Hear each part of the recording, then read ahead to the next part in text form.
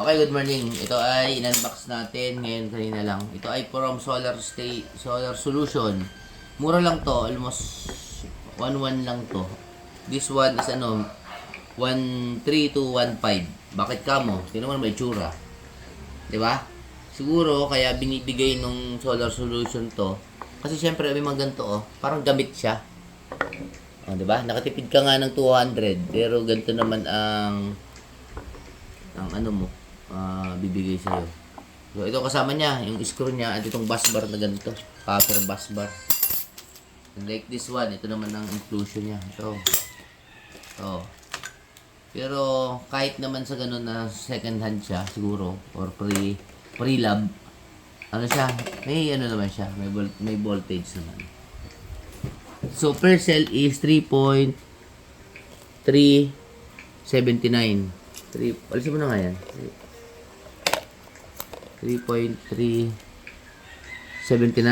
Second cell is 3.357. Ito yung sa non-2 battery 3.113. And this one is walang reading 3.10. So yung ating existing na 16 batteries, ito additional tong apat pero hindi pa pwede dahil 24 volts yun, another 4 pa dapat. So ngayon gawin mo natin 12 volts. Madaling ano lang, paliwanag. So this is positive. So pag ginanyan mo top balance, pero since gagawin mo ng series, hindi mo na kailangan top balance. Gawin na natin 12 volts. Series, ibig sabihin, kasi ito, per peraso is 3.2 volts, 3.2 volts, 3.2 volts, 3.2 volts. Pag ginanito mo at dito mo sinundot ng multimeter, 3.2 volts pa rin yan. Kasi positive and negative naka-parallel. Pero since gagawin mo siyang series, ito ang pagsiseries niyan. Positive, pumunta sa negative. No. Alininan ba? Kung walang pagsasay. Positive, negative, and negative. Okay. Magiging dulo niyan ay ganito. Negative, positive. So, pagka siniris mo siya, ang pagsisiris niyan ganito. Kung ito ang may negative mo, yung pit nito, which is the positive, i-connect mo sa likod ng negative na kabila. Ganyan, hop, dito. So, okay. Wala bang tornilyo to. Lagyan natin tornilyo para mabilis, pare. Okay.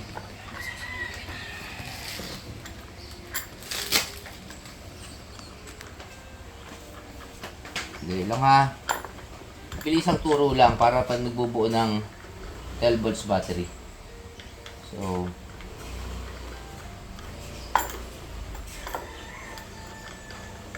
tsaga.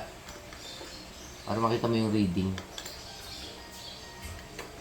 Kung mapapansin mo, kinanay ko na yung dalawa ha.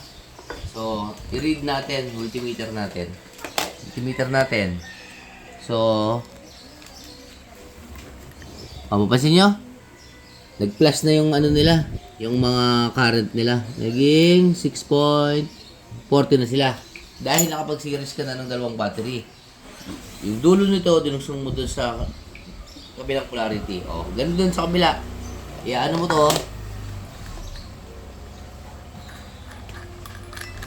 So, tingitan mo naman ng another bus bar ulit. Hop. Lagay mo doon. May washer yung ano. Kaya mo siya magbalibaltad muna. Basta mahalaga dyan connected. Basta na yung tornilyo.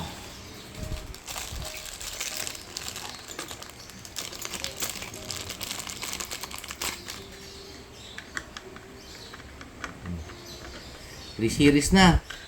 Tatlong 3.2 na. So, ang expectations mo doon, 9.6 na sana. Kung 3.2 per peraso ha. Dapat doon nag-average sa ganong reading. Okay. Check natin to. Dulo ng negative at dulo nitong isang to. Ano lumabas?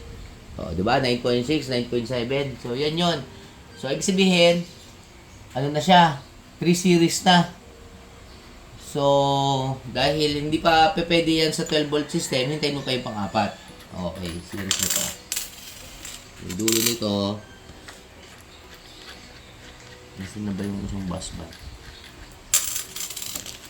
Ito yung dulong bus bar, oh. Okay, ano natin, mabilisan lang. Diba? Nakabuo ka agad ng isang 12 volts, ano? Kung gusto mong 24, o di gawin mong 8 to. Gawin mong 8. Pero, mababa ang ano nun. Mababa ang capacity. Okay, subukan natin kahit hindi masyadong nakadikit. Tagal yun eh. So, ito, tingnan natin ha. Main negative and main positive na. Okay. Meron ka ng 13.1 volts. So, hindi siya balance pa kasi kaka-umpisa pa lang. Pero yan na yung 12 volt setup na tawagin. Ang maximum lang naman yan kung 3.2 mo nabili. So, that is 12.8. Pero since 13.1 ang reading, so may mga sobrang ang charge niya. Magbabalance din naman yan along the way.